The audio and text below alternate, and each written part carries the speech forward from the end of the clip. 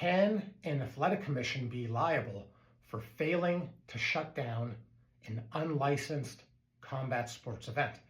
Well, we've got some developing law on this topic out of British Columbia. Now, full disclosure, I'm involved in the prosecution of this case, so I'm only going to comment on things that are a matter of public record.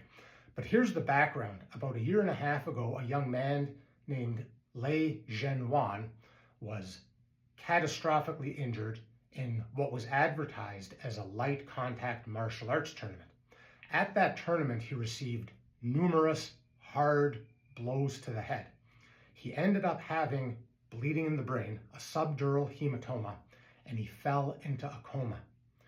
At this time, he remains in a persistent vegetative state and needs 24-hour care.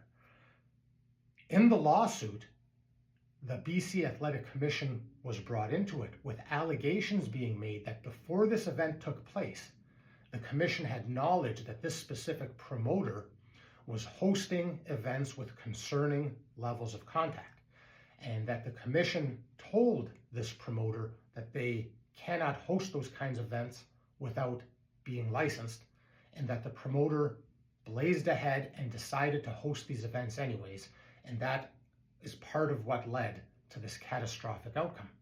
Now, the BC government, on behalf of the commission, fought hard to be removed from the lawsuit. They argued that there's no way they could be liable for what went wrong.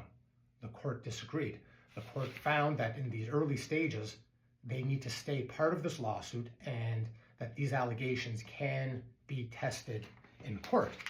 In short, Justice Groves released a decision that said a private law duty of care may arise through a combination of specific interventions between parties and government actors, statutory powers and duties, and combining the knowledge and the relationship of everything that occurred, that a private law duty of care may arise in these circumstances. In short, it says these allegations can be tested in court.